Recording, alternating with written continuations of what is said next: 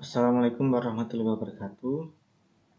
Perkenalkan, nama saya Alek Aribowo, mahasiswa program studi Teknik Keselamatan dan Kesehatan Kerja, jurusan Teknik Permesingan Kapal, Politeknik Perkapalan Negeri Surabaya. Dalam kesempatan kali ini saya akan menyampaikan proposal tugas akhir saya mulai dari bab 1 sampai bab 3 dengan judul analisis penyebab kecelakaan kerja menggunakan metode RCA, root cause analysis, fishbone diagram metode N5W analysis di PT XYZ dengan calon dosen pembimbing Pak Haidar Nasir Amrullah SST MT dan Bu Novi Eka Mengsari STMT. Latar belakangnya sendiri, kita lihat faktor kesempatan kerja saat ini memegang peranan yang sangat penting guna menunjang produktivitas sebuah perusahaan. Di sisi lain, dampak kecelakaan dan penyakit kerja sangat merugikan tenaga kerja maupun perusahaan, baik secara langsung maupun tidak langsung.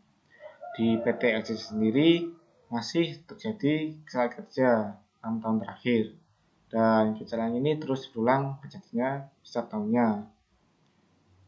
Hal ini membuktikan bahwa di PT XYZ faktor keselamatan kerja masih kurang. Maka dari itu perlu adanya tindakan yang dilakukan oleh perusahaan di PT XYZ guna mencegah terjadinya kecelakaan kerja yang terjadi lagi di PT XYZ. Langkah pertama yang dapat dilakukan yaitu kita dapat menganalisis faktor-faktor dasar penyebab kecelakaan kerja yang terjadi di PT XYZ. Permasalahan masalah sendiri itu kita bagaimana mengidentifikasi penyebab dasar yang terjadi di PT XYZ, penyebab dasar kecelakaan yang terjadi di PT XYZ. Yang kedua, bagaimana kita menentukan dan mengevaluasi penyebab dasar kecelakaan pada proses produksi dan reparasi kapal yang digunakan untuk memberikan rekomendasi untuk PT XYZ. Tujuannya sendiri mengidentifikasi penyebab dasar kecelakaan yang dapat mengganggu proses produksi, mengetahui sumber-sumber penyebab kecelakaan yang berpotensial menimbulkan kecelakaan, yang ketiga memberikan tindakan penanganan terhadap risiko yang ada. Manfaatnya sendiri, perusahaan mendapat gambaran mengenai faktor-faktor penyebab kecelakaan dari fishbone diagram yang harus segera dikendalikan oleh perusahaan dan dapat mengambil hasil rekomendasi dari penelitian. Di sisi penulis dapat memberikan masukan kepada manajemen berdasarkan hasil penelitian. Dan penulis juga dapat mengaplikasikan ilmu yang didapat selama perkuliahan di PPNS dan ilmu yang didapatkan ketika melakukan on the job training. Batasan masalahnya sendiri yaitu penelitian ini dilakukan di PT XYZ.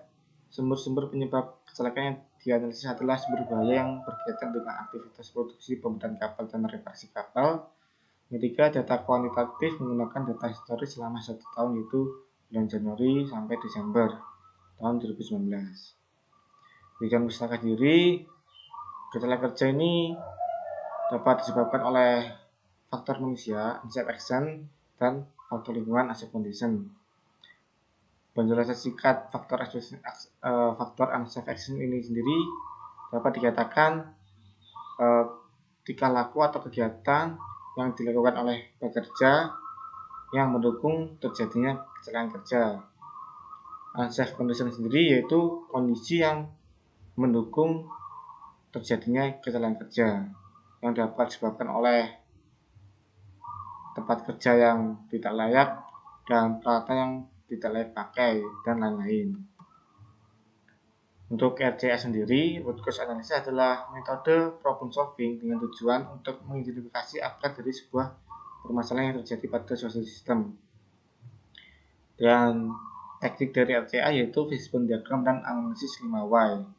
Fishbone diagram sendiri yaitu alat visual untuk mengidentifikasi, mengeksplorasi, dan secara grafik menggambarkan secara detail semua penyebab yang berhubungan dengan suatu permasalahan. Analisis 5Y adalah suatu pendekatan terstruktur di mana mengajukan pertanyaan mengapa berulang kali untuk memahami penyebab masalah dan untuk menghasilkan tindakan korektif yang efektif untuk mengurangi insiden dan mencegah kejadian kecelakaan terjadi kembali.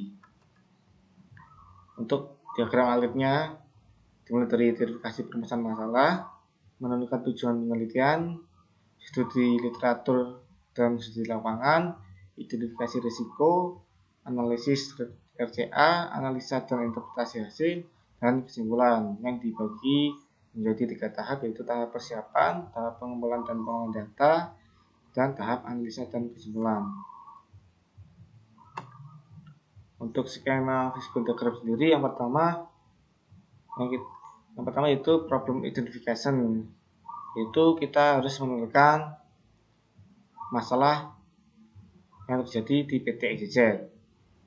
Setelah kita menentukan masalah tersebut, yang kedua itu problem formalization, yaitu mencari penyebab utama yang menyebabkan problem identification itu sendiri. Penyebab utama antara lain yaitu dapat berupa lingkungan, desain, sistem, dan lain-lain. Yang ketiga yaitu identifying main and secondary cause. Dari penyebab utama itu digali lebih dalam lagi penyebab di penyebab utama. Yang keempat yaitu priority criteria are established, yaitu memperluas identifying main and secondary cause hingga tidak bisa dibagi lagi. Yang kelima yaitu completion of fishbone diagram, yaitu memverifikasi data guna untuk mengetahui penyebab dasar yang menyebabkan permasalahan utama. Diagram analisis, kita menganalisis diagram, lalu apakah diterima. Jika dalam analisis tidak diterima, kita mengulang langkah 1 sampai ke 5. Jika dalam diagram analisis diterima, maka kita dapat menerima aset diagram. Ini adalah gambaran fishbone diagram. Langkah pertama tadi yaitu kita menentukan permasalahannya, lalu kita mencari penyebab utama, itu berupa location, organization, management, market, professionalism, benefit. Dari penyebab utama ini kita gali lebih dalam. Dari lokasi kita dapat menentukan poor condition-nya bagaimana dan peripheral areanya. Dari poor condition ini kita gali lebih luas lagi penyebab-penyebabnya hingga tidak bisa dibagi lagi, hingga membentuk tulang ikan.